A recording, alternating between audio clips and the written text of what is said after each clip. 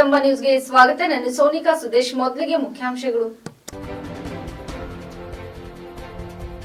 ಅಯೋಧ್ಯೆ ಬಾಲರಾಮನ ಪ್ರಾಣ ಪ್ರತಿಷ್ಠಾಪನೆ ಪ್ರಯುಕ್ತ ಶ್ರೀರಾಮ ಯಜ್ಞ ಹೋಮ ಪೂಜೆ. ಸಭಿಕರನ್ನು ಮಂತ್ರಮುಗ್ಧಗೊಳಿಸಿದ ದೀಪೋತ್ಸವ ಹವಾಮಲಿನಾಥ ಮುಂದೆ ಅವರಿಂದ ಉದ್ಘಾಟನೆ. ಬೀದರ್ ನಗರದ ಹಾರೂರ್ಗೆರೆ ಕಮಲ್ ಹತ್ತಿರ ಹನುಮಂತೊಳ್ಳರವರ ನೇತೃತ್ವದಲ್ಲಿ ಸಂಭ್ರಮದಿಂದ ಜರುಗಿದ ರಾಮೋತ್ಸವ. ಸುದ್ದಿಯ ವಿವರಗಳು. ಅಯೋಧ್ಯೆ ರಾಮ ಮಂದಿರದ ಬಾಲರಾಮನ ಪ್ರಾಣ ಪ್ರತಿಷ್ಠಾಪನೆ ಪ್ರಯುಕ್ತ ಶ್ರೀ ಗಜನನ ಸಮಿತಿ ಗಣೇಶ್ ಮೈದನ ಬೀದರ್ ವತಿಯಿಂದ ಸಮಿತಿ ಅಧ್ಯಕ್ಷರಾದ ಡಾಕ್ಟರ್ ರಜನೀಶ್ ವಾಲಿ ದಂಪತಿಗಳು, ಹಿರಿಯರಾದ ಚಂದ್ರಶೇಖರ್ ಪಾಟೀಲ್ ಹಾಗೂ ಆದೇಶ್ ರಜನೀಶ್ ವಾಲಿ ಅವರ ನೇತೃತ್ವದಲ್ಲಿ ಬೆಳಗ್ಗೆ 9 ಗಂಟೆಯಿಂದ ಮಧ್ಯಾಹ್ನ 12:30 ಗಂಟೆವರೆಗೆ ಶ್ರೀರಾಮ ಯಜ್ಞ ಹೋಮ ಪೂಜೆ ನೆರವೇರಿಸಲಾಯಿತು. ನಂತರ ಪ್ರಸಾದ ವಿತರಣೆ ಕಾರ್ಯಕ್ರಮ ನಡೆಸಲಾಯಿತು. ಸಾಯಂಕಾಲ 6 ಗಂಟೆಯಿಂದ ಗಣೇಶನ ಮಂದಿರದಲ್ಲಿ 1000 ದೀಪಗಳು ಹಾಗೂ 1000 ಆಕಾಶ ದೀಪ ಶ್ರೀರಾಮ ದೀಪೋತ್ಸವ ಆಚರಿಸಲಾಯಿತು. ಈ ಸಂದರ್ಭದಲ್ಲಿ ಸಂಗಮೇಶ್ ಮಿಠಾರೆ, ಸಂತೋಷ್ ನಿಂಬುರೆ, ಮಹೇಶ್ ನಿಂಬುರೆ, ಡಾಕ್ಟರ್ ಆಕಾಶ್ ಜೋರ್ಡಾ, ಅಖಿಲೇಶ್ ಓತಿ, ಸಂದೀಪ್ ಪಾಟೀಲ್, ಅಣ್ಣಪ್ಪ ಪಾಟೀಲ್, ನಾಗರಾಜ್, ವಿಶಾಲ್, ಆಕಾಶ್ ಭೋಸ್ಲೆ ಹಾಗೂ ಶರಣಾ ಜೋರ್ಡಾ, ಶ್ರೀನಾಥ್ ಸೇರಿದಂತೆ ಮತ್ತಿತರರು ಉಪಸ್ಥಿತರಿದ್ದರು. ಜೈ ಶ್ರೀರಾಮ್. ಎಲ್ಲರಿಗೂ ನಮಸ್ಕಾರ. ನಾವು ಇಲ್ಲಿ ಇವತ್ತು ಗಣೇಶ್ ಮೈದಾನಲ್ಲಿ ಶ್ರೀ ಗಜಾನನ ಸಮಿತಿ ಗಣೇಶ್ ಮೈದಾನ್ ಬೀದರ್ ವತಿಯಿಂದ ಡಾಕ್ಟರ್ ರಜನೀಶ್ ವಾಲಿ ಅವರ ನೇತೃತ್ವದಲ್ಲಿ ಇಲ್ಲಿ ನಾವು ಶ್ರೀರಾಮ ಜನ್ಮಭೂಮಿ ಅಯೋಧ್ಯದಲ್ಲಿ ಪ್ರಾಣ ಪ್ರತಿಷ್ಠಾನ್ ಇವತ್ತೇನಿದೆ ಅದರ ಪ್ರಯುಕ್ತ ನಾವು ಇಲ್ಲಿ ಶ್ರೀರಾಮ ಯಜ್ಞ ಬೆಳಗ್ಗೆ 9 ಗಂಟೆಯಿಂದ ಪ್ರಾರಂಭವಾಗಿ ಏನಂತಾರೆ 12ವರೆಗೆ ನಂತರ ಮುಕ್ತಾಯವಾಯಿತು. ಅದರ ಜೊತೆ ನಾವು ಇಲ್ಲಿ ಏನಂತಾರೆ ಪ್ರಸಾದ ವಿತರಣೆ ನಡೀತಾ ಇದೆ. ಮತ್ತು ಸಾಯಂಕಾಲ ಹಾಗೆ ನಾವು ಇಲ್ಲಿ ದೀಪ ಉತ್ಸವ ಮಾಡ್ತಾಯಿದ್ದೀವಿ. 1000 ದೀಪವನ್ನು ಏನಂತಾರೆ ಉತ್ಸವ ಮಾಡಿ ಎಲ್ಲ ಇಲ್ಲಿ ನಾವು ನಮ್ಮ ಗಣೇಶ ಮೈದಾನ ನಮ್ಮ ಕಾಲನಿ ಮೂಲಕ ಎಲ್ಲ ನಾವು ಇಲ್ಲೇ ನಂತರ ಆಚರಿಸ್ತಿದ್ದೀವಿ. ಹಾಗೂ ನಮ್ಮ ಜೊತೆ ನಮ್ಮ ಸಮಿತಿ ಕಡೆಯಿಂದ ಅಣ್ಣಪ್ಪ ಪಾಟೀಲ್ ಅವರು, ಆಕಾಶ್ ಜೋರ್ಡಾ ಅವರು, ಸಚಿನ್ ಪಾಟೀಲ್ ಅವರು, ಗುಡ್ಡು ಅವರು, ನಾಗರಾಜ್ ಅವರು ಎಲ್ಲರೂ ನಾವು ಸಹ ಎಲ್ಲ ಕೂಡಿ ಇಲ್ಲಿ ಏನಂತಾರೆ ಆಚರಣೆ ಮಾಡಿದ್ದೀವಿ. ಸೊ ಎಲ್ಲರೂ ಆರಾಮಾಗಿ ಅಂದ್ರೆ ಮನೆಯಲ್ಲಿ ಆಚರಿಸ್ಬೇಕಂತ ಎಲ್ಲ ಬಯಸಿಕೊಡ್ತೇನೆ. ಧನ್ಯವಾದ.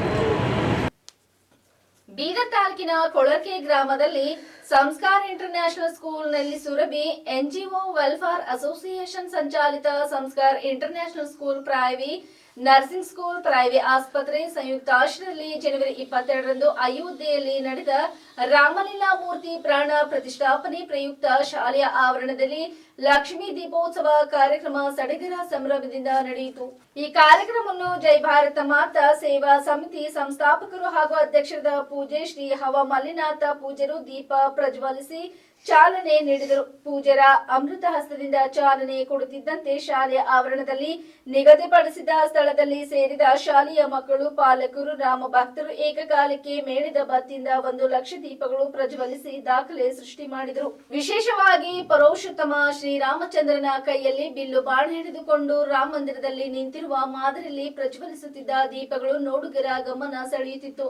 ಇದೇ ವೇಳೆ ಖ್ಯಾತ ರಾಮಾಯಣ ಕಥಾವಾಚಕ ಕೃಷ್ಣ ರಾಮಾಯಣಿ ಮಹಾರಾಜರು ರಾಮಾಯಣ ಕುರಿತು ಉಪನ್ಯಾಸ ನೀಡುತ್ತಾ, ಈ ದಿನ ಸುವರ್ಣ ಅಕ್ಷರದಲ್ಲಿ ಬರೆಯುವ ದಿನವಾಗಿ ಸ್ವಾತಂತ್ರ್ಯ ಭಾರತದಲ್ಲಿ ನಮ್ಮ ದೇವರನ್ನು ಜನಿಸಿದ್ದ ಶ್ರೀರಾಮನ ಮೂರ್ತಿ ಪೂಜೆ ಟೆಂಟ್ನಲ್ಲಿ ನಡೆಯುತ್ತಿತ್ತು ಎಂದು ಅಸಮಾಧಾನ ವ್ಯಕ್ತಪಡಿಸಿದ ಅವರು, ಕಳೆದ 2014 ಮೋದಿ ನೇತೃತ್ವದ ಬಿಜೆಪಿ ಸರ್ಕಾರ ಅಧಿಕಾರಕ್ಕೆ ಬಂದ ಮೇಲೆ ದೇಶದ ಎಲ್ಲ ಸನಾತನಿ ಹಿಂದೂಗಳಿಗೆ ಪ್ರಧಾನಿ ಮೋದಿಯವರ ಅವಧಿಯಲ್ಲಿ ರಾಮ ಮಂದಿರ ನಿರ್ಮಾಣ, ರಾಮಲೀಲಾ ಮೂರ್ತಿ ಪ್ರತಿಷ್ಠಾಪನೆಯಾಗುತ್ತದೆ ಎಂಬುದು ದೃಢವಾದ ವಿಶ್ವಾಸ ಹಿಂದೂಗಳಲ್ಲಿತ್ತು.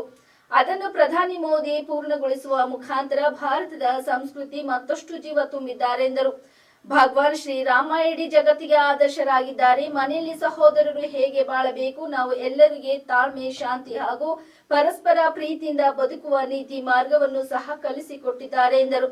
ಕಾರ್ಯಕ್ರಮದಲ್ಲಿ ಕೇಂದ್ರ ಸಚಿವ ಭಗವಂತ್ ಖೂಬಾ, ಬೀದರ್ ದಕ್ಷಿಣ ಕ್ಷೇತ್ರದ ಶಾಸಕ doctor Shailendra Beldale, DCC bank ಅಧ್ಯಕ್ಷ ಅಮರ್ ಖಂಡ್ರೆ, ನಿರ್ದೇಶಕ ಬಸವರಾಜ್ ಕಾಮಶೆಟ್ಟಿ, ಡಾಕ್ಟರ್ ರಜನೀಶ್ ವಾಲಿ, ಪ್ರಕಾಶ್ ಠೊಣ್ಣೆ ಸೇರಿದಂತೆ ಅತಿ ಗಣ್ಯರು ಭಾಗವಹಿಸಿ ಲಕ್ಷ್ಮೀ ದೀಪೋತ್ಸವ ಐತಿಹಾಸಿಕ ಕಾರ್ಯಕ್ರಮಕ್ಕೆ ಸಾಥ್ ನೀಡಿದರು. ಸಂಸ್ಥೆಯ ಅಧ್ಯಕ್ಷ ಡಾಕ್ಟರ್ ಅಮರ್ ಎರಳ್ಕರ್, ವ್ಯವಸ್ಥಾಪಕ ನಿರ್ದೇಶಕರಾದ ಶ್ರೀಮತಿ ಅನುಪಮ್ ಎರಳ್ಕರ್, ಅವಿನಾಶ್ ಎರಳ್ಕರ್, ಅಶೋಕ್ ಮಜಗಿ, ಸತೀಶ್ ಕುಲಕರ್ಣಿ ಸೇರಿದಂತೆ ಸಂಸ್ಥೆಯ ಶಿಕ್ಷಕರು, ಸಿಬ್ಬಂದಿ ವೃಂದದವರು ಇದ್ದರು.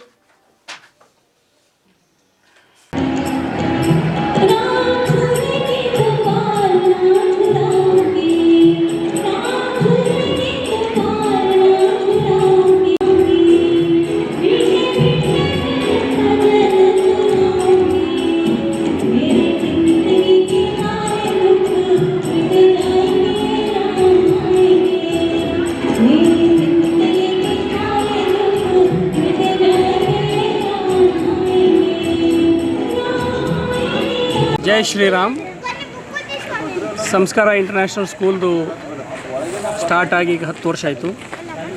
ಸೊ ಒಂದು ಡಿಕೇಡ್ ಸೆಲೆಬ್ರೇಷನ್ ಅಂತ ಹೇಳಿ ನಾವು ಒಂದು ಇಯರ್ ಲಾಂಗ್ ಏನಾದರೂ ಒಂದು ಇವೆಂಟ್ ಮಾಡ್ತಾಯಿರ್ತೀವಿ. ಸೊ ಸ್ಟಾರ್ಟಿಂಗಲ್ಲೇ ನಮಗೆ ರಾಮಂದು ಪ್ರಾಣ ಪ್ರತಿಷ್ಠಾ ಅವಕಾಶ ಸಿಕ್ತು. ಅದಕ್ಕೆ ಏನೋ ಭಾಳ ದಿವಸದಿಂದ ನಮ್ಮ ಮನಸ್ಸಿನಾಗಿತ್ತು 1 ಲಕ್ಷ ದಿಯಾ ಹಚ್ಚರಿ ಅಂತ. ಹೊಸ ಕ್ಯಾಂಪಸ್ ಆಗಿದೆ. ಸೊ ಅದಕ್ಕೆಲ್ಲ ಮ್ಯಾನೇಜ್ಮೆಂಟ್ದವರು ಸ್ಟಾಫ್ ಜೊತೆ, ಸ್ಟೂಡೆಂಟ್ಸ್ ಜೊತೆ, ಫ್ರೆಂಡ್ಸ್, ರಿಲೇಟಿವ್ಸ್ ಎಲ್ಲರ ಜೊತೆ ಕೂತ್ಕೊಂಡು ಡಿಸ್ಕಸ್ ಮಾಡಿ ಎಲ್ಲರೂ ಸಹಕಾರ ಮಾಡ್ತೀನಿ ಅಂದರು. ಸೊ ಅದು ನಾವು ಸ್ಟಾರ್ಟ್ ಮಾಡಿದ್ವಿ. ಇದು ನಮ್ಗೆ ಗೊತ್ತು ಭಾಳ ಕಠಿಣ ಡಿಸಿಷನ್ ಇತ್ತು. ಬಟ್ ಮಕ್ಕಳೇನಾರ ನಮ್ಮದು ಅವರು ಏನು ನಾವು ದೀಪ ತೊಗೊಂಡು ಬರೋದು ಸ್ಟಾರ್ಟ್ ಮಾಡೋರು. ಎಲ್ರಿಗೂ ಒಂದು ಟಾಸ್ಕ್ ಕೊಟ್ಟಿದ್ವಿ. ನಿಮ್ಗೊಂದು ಟಾಸ್ಕ್ ಅಪ್ಪ, ರಾಮಾಯಣದೊಂದು ಟಾಸ್ಕ್, ಏನು ದೀಪ ತೊಗೊಂಡು. ಸೊ 100, 200, 500 ಈ ಥರ ತೊಗೊಂಡು ಬಂದರು ಮಕ್ಕಳೆಲ್ಲ. ಆಮೇಲೆ ನಾವು ನಾವು ಇದು ಮಾಡಿದ್ವಿ. ಸೊ ಅದು ಜೋಶ್ ನೋಡಿ ನಮಗೆ ಇನ್ನೊಂದು ಸ್ವಲ್ಪ ಜಾಸ್ತಿ ಜೋಶ್ ಬಂತು. ಇದು ಮಾಡೇಬೇಕು ಅಂಥೇಳಿ ನಾವು ಎಲ್ಲ ಸ್ಟಾಫ್ದವ್ರಿಗೂ ಭಾಳ ಹುರುಪು ಬಂತು. ನಮ್ಮದು ಸುರಭಿ NGO ವೆಲ್ಫೇರ್ ಆರ್ಗನೈಜೇಷನ್ ಕೆಳಗೆ ಎಷ್ಟು ಇನ್ಸ್ಟಿಟ್ಯೂಷನ್ಸ್ ಅದಾವ, ನರ್ಸಿಂಗ್ ಸ್ಕೂಲ್ ಆಗಲಿ, ನರ್ಸಿಂಗ್ ಕಾಲೇಜ್ ಆಗಲಿ, ನಮ್ಮ ಸಂಸ್ಕಾರ ಇಂಟರ್ನ್ಯಾಷನಲ್ ಸ್ಕೂಲ್ನು ಅದಕ್ಕೆ ಬರುತ್ತೆ. ಹೊಸದಾಗಿ ಸಂಸ್ಕಾರ PU ಕಾಲೇಜ್ ಮಾಡೀವಿ. ಆಮೇಲೆ ಪ್ರಯಾವಿ ಹಾಸ್ಪಿಟಲ್ ಇದೆ. ಸೊ ಈ ಎಲ್ಲ ಸ್ಟಾಫು ಇಷ್ಟು ಇದರ್ಲಿಂದ ವರ್ಕ್ ಮಾಡಿ ಇದಕ್ಕೊಂದು ಸಕ್ಸಸ್ ಮಾಡಿಕೊಟ್ರು. ನಾವೇನು ಯಾರೀಗ ಚೀಫ್ ಗೆಸ್ಟು ಇನಾಗ್ರೇಷನ್ ಅಂತ ಹಂಗೇನು ಕರೆದಿಲ್ಲ. ಎಲ್ಲರೂ ನಮ್ಮ ಫ್ರೆಂಡ್ಸ್, ರಿಲೇಟಿವ್ಸ್ ಮತ್ತು ಪೇರೆಂಟ್ಸ್, ಮಕ್ಕಳ ಪೇರೆಂಟ್ಸು ಅವರು ಎಲ್ಲ ಬಂದು ಮತ್ತು ನೀವು ನೋಡ್ದಂಗೆ ಅದೊಂದು ಸಕ್ಸಸ್ಫುಲ್ ಇವೆಂಟ್ ಆಯಿತು. ಅದಕ್ಕೆ ಮೀಡಿಯಾಗೆ ತುಂಬ ಧನ್ಯವಾದ. ಯಾಕಂದ್ರೆ ಆಲ್ಮೋಸ್ಟ್ ನಾವು 2-3 ದಿವಸ ಆಯಿತು ನಮ್ಗೆ ಕವರೇಜ್ ಸಿಗ್ಲತ್ತದ. ಇದಕ್ಕೆ ನನಗನ್ಸಿ ಮಟ್ಟಿಗೆ ಅಯೋಧ್ಯೆ ಆದಮೇಲೆ ಇಂಡಿಯಾದಾಗ ಎಲ್ಲರೂ 1 ಲಕ್ಷ ದಿಯಾ ಹಚ್ಚಾರ ಅಂದ್ರೆ ಅದು ಸಂಸ್ಕಾರ ಇಂಟರ್ನ್ಯಾಷನಲ್ ಸ್ಕೂಲ್ ಬೀದರ್ ಕರ್ನಾಟಕದಾಗ ಹಚ್ಚಾರ ಅಂಥೇಳಿ ನನ್ನ ಅನಿಸಿಕೆ ಇದೆ. ಬೀದರ್ ನಗರದ ಹಾರೂರ್ಗಿರಿ ಕಮಾನ ಹತ್ತಿರ ಹನುಮತ್ ಬುಳ್ಳ ಅವರ ನೇತೃತ್ವದಲ್ಲಿ ಸಂಭ್ರಮದಿಂದ ರಾಮೋತ್ಸವ ಆಚರಿಸಲಾಯಿತು. ಈ ಸಂದರ್ಭದಲ್ಲಿ ಬಾಬುವಾಲಿ, ಈಶ್ವರ್ ಸಿಂಗ್ ಠಾಕೂರ್, ಗುರುನಾಥ್ ಕೊಳ್ಳೂರ್, ಶಶಿ ಹೊಸಳಿ, ರಘುನಾಥ್ ರಾವ್ ಮಲ್ಕುಪರೆ ಮತ್ತಿತರರು ಉಪಸ್ಥಿತರಿದ್ದರು. बोलो श्री रामचंद्र की जय श्री राम, जय श्री राम, जय श्री राम. सर थोड़ा वाइडर सर, वाइडर.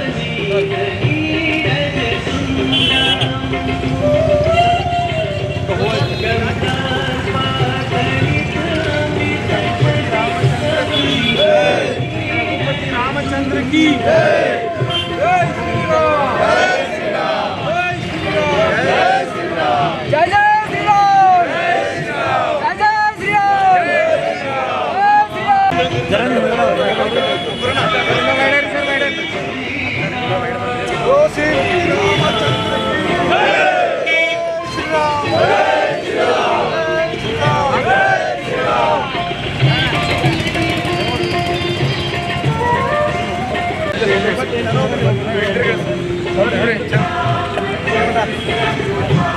मामा बरी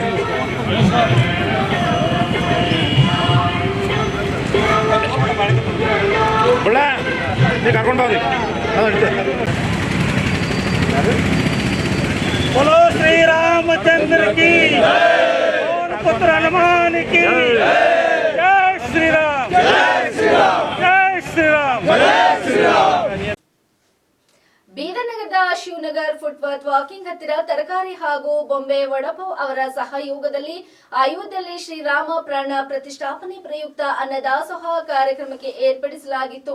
ಕೇಂದ್ರ ಸಚಿವ ಭಗವಂತ್ ಖೂಬರ್ ಅವರು ಶ್ರೀರಾಮನ ಭಾವಚಿತ್ರಕ್ಕೆ ಪೂಜೆ ಸಲ್ಲಿಸಿ ಮಾಲಾರ್ಪಣೆ ಮಾಡುವುದರ ಮೂಲಕ ಅನ್ನದಾಸೋಹ ಕಾರ್ಯಕ್ರಮಕ್ಕೆ ಚಾಲನೆ ನೀಡಿದರು. ಈ ಸಂದರ್ಭದಲ್ಲಿ ಅನೇಕ ಭಕ್ತಾದಿಗಳು ಪ್ರಸಾದ ಸ್ವೀಕರಿಸಿ ಪುನೀತರಾದರು. जय श्री राम, जय श्री राम, जय श्री राम, जय श्री राम, जय श्री राम, जय श्री राम, जय श्री राम, जय श्री राम. ಸುಮಾರು 500 ವರ್ಷಗಳಿಂದ ರಾಮ ಭಕ್ತರ ಆಸೆಯಾಗಿತ್ತು. ರಾಮನ ಜನ್ಮಭೂಮಿಯಾದಂಥ ಅಯೋಧ್ಯೆಯಲ್ಲಿ ಭವ್ಯ ರಾಮ ಮಂದಿರ ನಿರ್ಮಾಣ ಆಗಬೇಕು. ಮಂದಿರದಲ್ಲಿ ಶ್ರೀರಾಮನ ಮೂರ್ತಿಯ ಪ್ರಾಣ ಪ್ರತಿಷ್ಠಾನ ಆಗಬೇಕು. ದೇಶಕ್ಕೆ ಧೀಮಂತ ನಾಯಕತ್ವ ಕೊಟ್ಟಿದ್ದಂಥ ಪ್ರಧಾನಿಯಾದಂಥ ಆದರಣೀಯ ನರೇಂದ್ರ ಮೋದಿಜಿಯವರ ಒಂದು ಕಾಲದಲ್ಲಿ ವಿರೋಧ ಪಕ್ಷದವರು, ವಿಶೇಷವಾಗಿ ಕಾಂಗ್ರೆಸ್ಸಿನವರು ರಾಮ ಕಾಲ್ಪನಿಕ, ರಾಮ ಸೇತುವೆ ಕಾಲ್ಪನಿಕ ಅನ್ನುವಂಥ ಉಡಾಫೆಯನ್ನು ಮಾಡಿ ಬಹುಸಂಖ್ಯಾತರನ್ನು ಕಡೆಗಣಿಸಿ ಅಲ್ಪಸಂಖ್ಯಾತರ ಮತಕ್ಕಾಗಿ ಓಲೈಕೆಗಾಗಿ ಸ್ವಾತಂತ್ರ್ಯದ ನಂತರವೂ ಕೂಡ ಬಹುಸಂಖ್ಯಾತರಿಗೆ ನಿರಾಶೆಗೊಳಿಸುವಂಥ ರೀತಿಯಲ್ಲಿ ಅವರ ನಡವಳಿಕೆಯನ್ನು ನೋಡಿ ಬೇಸತ್ತಿ ರಾಮ ಭಕ್ತರು 1992ರಲ್ಲಿ ಆ ಬಾಬ್ರಿ ಮಸೀದಿಯನ್ನು ಧ್ವಂಸಗೊಳಿಸಿ ಸುಪ್ರೀಂ ಕೋರ್ಟಿನಲ್ಲಿ 2019ರಲ್ಲಿ ತೀರ್ಪು ಬಂತು. ಅಯೋಧ್ಯೆಯಲ್ಲಿ ರಾಮ ಮಂದಿರ ಇತ್ತು, ಕುರುಹುಗಳಿದ್ದಾವೆ. ಅಲ್ಲಿ ರಾಮ ಭಕ್ತರಿಗೆ ರಾಮ ಮಂದಿರದ ನಿರ್ಮಾಣಕ್ಕೆ ಅನುಮತಿಯನ್ನು ಕೊಡಬೇಕು ಅನ್ನುವಂಥ ಮಹತ್ವದ ತೀರ್ಪನ್ನು ಬಂತು. ಅಷ್ಟೇ ಅಲ್ಲ, ರಾಮ ಸೇತುವೆ ಕೂಡ ಅದು ಮಾನವ ನಿರ್ಮಿತ. ರಾಮನ ನೇತೃತ್ವದಲ್ಲಿ ನಮ್ಮ ವಾನರ ಸೇನಾ ಆ ಸೇತುವೆಯನ್ನು ನಿರ್ಮಾಣ ಮಾಡಿದ್ದನ್ನು ಅದು ಕೂಡ ಪುಷ್ಟಿ ಕೊಡ್ತು. ಹೀಗಾಗಿ ಕಳೆದ 4-5 ವರ್ಷಗಳಲ್ಲಿ ರಾಮ ಭಕ್ತರಿಂದ ದೇಣಿಗೆಯನ್ನು ಸಂಗ್ರಾಮವನ್ನು ಮಾಡಿ ಇವತ್ತು ಆ ಐತಿಹಾಸಿಕ ಕ್ಷಣ ನಾವು ನೋಡಿದ್ದೀವಲ್ಲ, ನಮ್ಮ ಕಣ್ಣಿನಿಂದ ನಾವು ಎಂತಹ ಪುಣ್ಯವಂತರು. ಈಗಾಗಲೇ ಆದರಣೀಯ ಮೋದಿಜಿಯವರ ಸಮ್ಮುಖದಲ್ಲಿ, ಮೋಹನ್ ಭಾಗವತ್ಜಿಯವರ ಸಮ್ಮುಖದಲ್ಲಿ, ಯೋಗಿಯವರ ಸಮ್ಮುಖದಲ್ಲಿ, ಪೂಜ್ಯರ ಸಮ್ಮುಖದಲ್ಲಿ ಶ್ರೀರಾಮನ ಮೂರ್ತಿ ಪ್ರಾಣ ಪ್ರತಿಷ್ಠಾಪನೆಯ ಕಾರ್ಯವನ್ನು ನೆರವೇರಿದೆ. ಭವ್ಯ ರಾಮ ಮಂದಿರವನ್ನು ರಾಮ ಭಕ್ತರಿಗೆ ಲೋಕಾರ್ಪಣೆಯಾಗಿದೆ.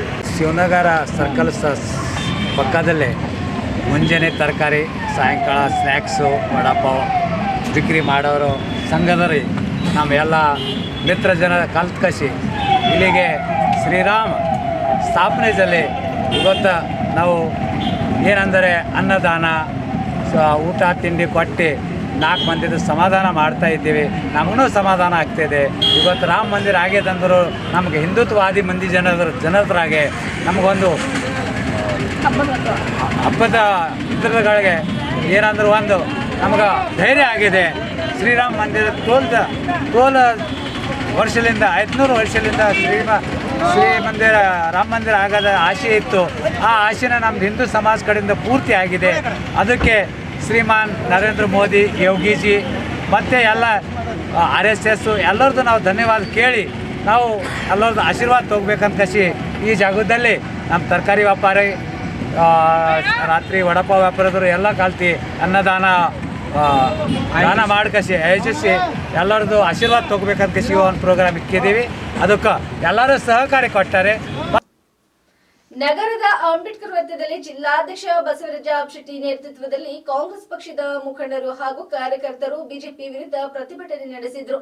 ಅಸ್ಸಾಂನಲ್ಲಿ ನಡೆಯುತ್ತಿರುವ ಭಾರತ ಜೋಡೋ ನ್ಯಾಯ ಯಾತ್ರೆ ವೇಳೆ ಕಾಂಗ್ರೆಸ್ ಪಕ್ಷದ ಯುವ ನಾಯಕ ರಾಹುಲ್ ಗಾಂಧಿ ಮೇಲೆ ಹಲ್ಲೆಗೆ ಯತ್ನ ಮಾಡಲಾಗಿದ್ದು, ಅಸ್ಸಾಂ ಸರ್ಕಾರ ಹಾಗೂ ಬಿಜೆಪಿ ಕಾರ್ಯಕರ್ತರ ವಿರುದ್ಧ ಧಿಕ್ಕಾರ ಕೂಗಿ ಪ್ರತಿಭಟನಾಕಾರರು ತಮ್ಮ ಆಕ್ರೋಶವನ್ನು ಹೊರಹಾಕಿದರು. ಗೊಂಡ ವರ್ತನೆಯ ಬಿಜೆಪಿ ಕಾರ್ಯಕರ್ತರ ವಿರುದ್ಧ ಕೂಡಲೇ ಕ್ರಮ ಕೈಗೊಳ್ಳುವಂತೆ ಒತ್ತಾಯಿಸಿದರು.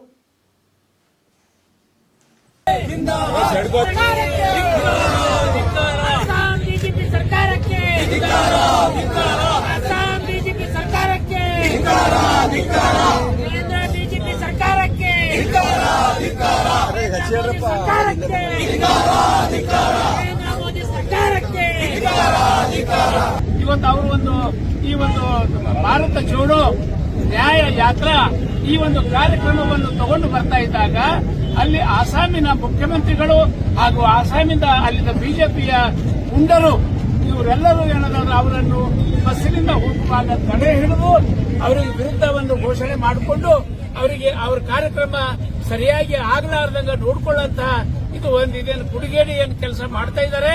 ಇದಕ್ಕೆ ನಾವು ಇವತ್ತೆಲ್ಲರೂ ಬೀದರ್ ಜಿಲ್ಲಾ ಕಾಂಗ್ರೆಸ್ ವತಿಯಿಂದ, ತಾಲೂಕಾ ಮಟ್ಟದ ವತಿಯಿಂದ, ರಾಜ್ಯ ಮಟ್ಟದ ವತಿಯಿಂದ ಇಡೀ ಭಾರತ ದೇಶದಲ್ಲಿ ಇದನ್ನು ಕಾಂಗ್ರೆಸ್ ಪಕ್ಷ ಖಂಡನೆ ಮಾಡ್ತಾ ಇದೆ. ಅದು ಹಾಗೆ ಇವತ್ತು ಕೂಡ ನಾವು ಬೀದರ್ ಜಿಲ್ಲೆ ವತಿಯಿಂದ ಇದನ್ನು ಖಂಡನೆ ಮಾಡಿ ಪ್ರಜಾಪ್ರಭುತ್ವವನ್ನು ಉಳಿಸಬೇಕು, ಸಂವಿಧಾನವನ್ನು ರಕ್ಷಿಸಬೇಕು.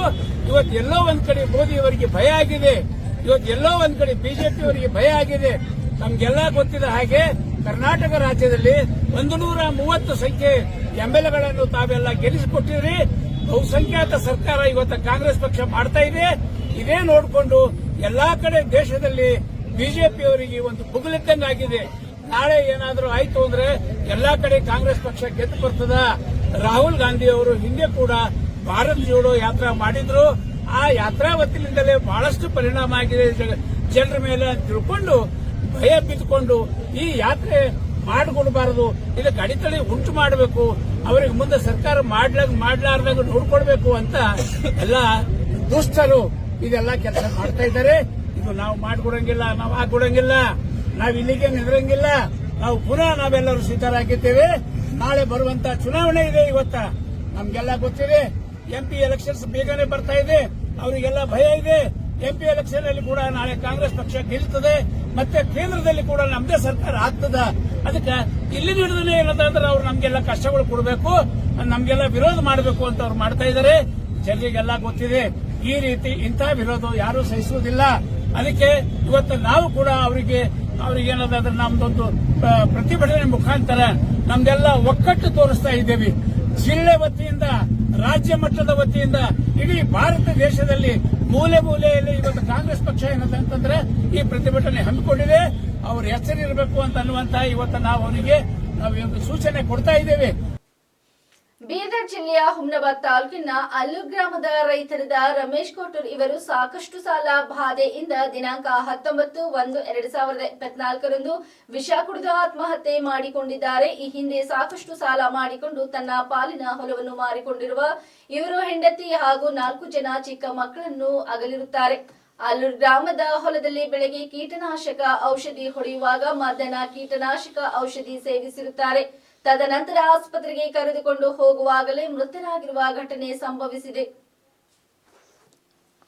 ಬೀದರ್ ಜಿಲ್ಲೆಯ ಬರೂರ್ ಗ್ರಾಮ ಪಂಚಾಯತಿ ವ್ಯಾಪ್ತಿಯ ಗ್ರಾಮದಲ್ಲಿ ಶಿಶು ಆರೈಕೆದಾರರಿಂದ ಮಾದರಿ ಕೌಸಿನ ಮನೆ ತಯಾರಿ. ಪ್ರತಾಪ್ ನಗರ ಬಳಿಯ ಡಿಸಿಸಿ ಬ್ಯಾಂಕ್ ಗ್ರಾಮೀಣ ಸ್ವಉದ್ಯೋಗ ತರಬೇತಿ ಸಂಸ್ಥೆಯಲ್ಲಿ ಕಳೆದ 5 ದಿನಗಳಿಂದ ಶಿಶು ಆರೈಕೆದಾರರಿಗೆ ತರಬೇತಿ ನಡೆಯುತ್ತಿದ್ದು, ಬರೂರ್ ಗ್ರಾಮ ಪಂಚಾಯಿತಿ ವ್ಯಾಪ್ತಿಯ ಕ್ಷೇತ್ರ ಭೇಟಿ ಕೈಗೊಂಡು ಮಾದರಿ ಕೋಸಿನ ಮನೆ ಶಿಶುಪಾಲನಾ ಕೇಂದ್ರವನ್ನು ಸಿದ್ಧಪಡಿಸಲಾಯಿತು. ಮುಂದುವರೆದು ಒಂದು ಕೋಸಿನ ಮನೆಯಲ್ಲಿರುವ ಎಲ್ಲ ಅಗತ್ಯ ಸೌಲಭ್ಯಗಳು ಹಾಗೂ ಅಲ್ಲಿ ಕೈಗೊಳ್ಳಬೇಕಾದ ಚಟುವಟಿಕೆ ಹಾಗೂ ಮಕ್ಕಳನ್ನು ನೋಡಿಕೊಳ್ಳುವ ಕ್ರಮಗಳ ಕುರಿತು ಪ್ರಾತ್ಯಕ್ಷಿಕೆಯ ಮೂಲಕ ವಿವರಿಸಲಾಯಿತು.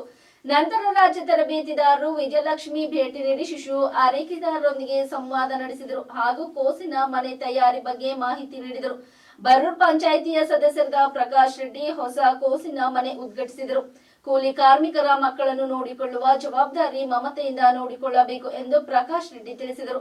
ಈ ಸಂದರ್ಭದಲ್ಲಿ ಗ್ರಾಮ ಪಂಚಾಯಿತಿ ಸದಸ್ಯರಾದ ಎಂಡಿ ಬಾಬು, ತರಬೇತಿದಾರರು, ಸಂಯೋಜಕರು ಸತ್ಯಜಿತ್ ನಿಡೋದಿಕರ್ ಹಾಗೂ ಗ್ರಾಮ ಪಂಚಾಯಿತಿ ಸಿಬ್ಬಂದಿಗಳು ಹಾಜರಿದ್ದರು.